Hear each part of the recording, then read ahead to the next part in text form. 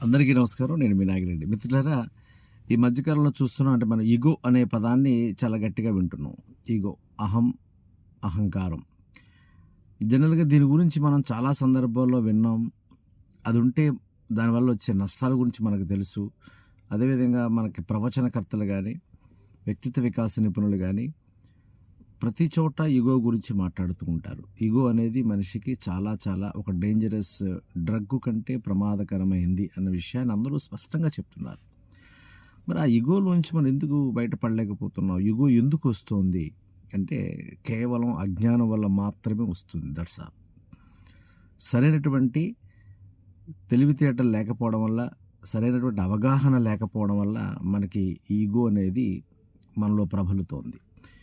కాకపోతే ఇది నేను ఈ మధ్యకాలంలో గమనించి చూసినట్లయితే వివిధ రకాల ఆర్గనైజేషన్లకు సంబంధించి అనేక రకాల స్థానిక స్వచ్ఛంద సేవా సంస్థలు కానీ, జాతీయ అంతర్జాతీయ స్వచ్ఛంద సేవా సంస్థలు కానీ, ఎస్పెషల్లీ ఆధ్యాత్మిక రంగానికి సంబంధించినటువంటి సంస్థల్లో కూడా చూస్తే ఈ ఇగో మరియు ఐడెంటిటీ క్రైసిస్, నాకు మాత్రమే గుర్తింపు రావాలి, జనం నా గురించి మాత్రమే మాట్లాడుకోవాలనే ఒక దౌర్భాగ్య స్థితి ఎందుకు కలుగుతోంది?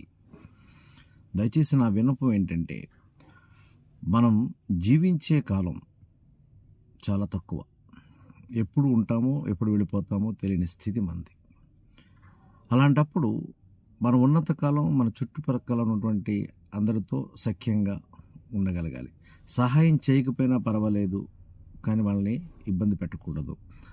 అదేవిధంగా వాళ్ళకి మనం ఒక సూచనలు చేయలేకపోయినా పర్లేదు, కానీ వాళ్ళు ఇబ్బంది పెట్టకూడదు. ఇలా మనం చెప్పుకుంటూ పోతే మీరు చేయగలిగింది చేయండి, లేకపోతే ఊరక కూర్చోండి. అంతేగాని అనవసరంగా మనం ప్రతి వ్యక్తి విషయంలో, ప్రతి వ్యక్తి యొక్క వ్యక్తిగత అంశాల్లోకి వెళ్ళి వారిని విమర్శించడం అనేది తప్పు అన్నది నా అభిప్రాయం. చాలామంది ప్రవచనకర్తలు చెప్తున్న లెక్క ప్రకారం కానీ, మన ఆధ్యాత్మిక గ్రంథాల్లో ఉన్నటువంటి అంశాలను మనం ఒక్కసారి ఆలోచన చేస్తే, ఈ అహం మనిషికి, అహంకారం, ఈ రెండు చాలా చాలా ప్రమాదమైనవి. ఎంత ప్రమాదమైనవి అంటే నీ నుంచి నిన్ను కూడా దూరం చేస్తాయి. నీ నుంచి నిన్ను దూరం చేయడం అంటే గమనించాలి. అంటే నీ కుటుంబ సభ్యుల నుంచి, నీ మిత్రుల నుంచి, నీ బంధువుల నుంచి, నీ సహచరుల నుంచి, నీ సన్నిహితుల నుంచి, అందరి నుంచి నిన్ను దూరం చేస్తుందంటే ఇది ఎంత ప్రమాదకరమైందో ఆలోచించండి. అందుకని ఈగో పక్కన పెట్టండి. నేను ఏమి లేదు, నథింగ్. You are nothing. ఈ ప్రపంచంతో, ఈ విశ్వంతో మొత్తం మనం పోల్చుకుంటే మనం ఉండే దేశం, మనం ఉండే రాష్ట్రం, మనం ఉండే జిల్లా, మనం ఉండే నియోజకవర్గం, మనం ఉండే మండలం, మనం ఉండే గ్రామం, మనం ఉండే వీధి మన ఇల్లు. అందులో నువ్వు 6x3 అంటుంటాం కదా. అసలు ఏంటి ఈ పద్ధతి? ఒకసారి గమనించండి. యు ఆర్ నథింగ్ విశ్వంతో పోల్చుకుంటే. కనుక సేవా కార్యక్రమాలు చేసే సేవామూర్తులందరికీ నా విన్నపం ఒక్కటే, ఇగోలు పక్కన పెట్టి అందరితో కలిసిమెలిసి, కుదిరితే కలిసిమెలిసి ప్రయాణం చేయండి. కుదరకపోతే అంటే ఇప్పుడున్న మోడర్న్ మన మొబైల్ ఎగ్జాంపుల్ చెప్తాను మీ అందరికీ. మనకు నచ్చారు, మనం ప్రతిరోజు ఫోన్లో మాట్లాడతాం. కొద్దిగా నచ్చడం మానేశారు, మెసేజ్లు ఇస్తూ ఉంటాం. ఇంకా అస్సలు నచ్చట్లేదు, అకేషనల్లీ మెసేజ్లు ఇస్తుంటాం. అంటే నీకు మాట్లాడాలనుకుంటే, స్నేహం బాగా ఉంటే మాట్లాడండి, 1-2 సార్లు మాట్లాడండి. మాట్లాడడం ఇష్టం లేదు, కాస్త మెసేజ్లతో హాయ్ హోయ్ ఇలా మనం కూడా కమ్యూనికేషన్ చేయొచ్చు కదా.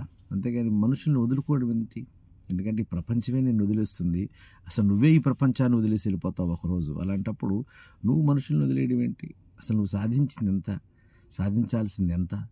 ఇవన్నీ ఆలోచనలు లేకుండా అనవసరంగా మనం ఇలా బయటపడిపోవడం మంచిది కాదు.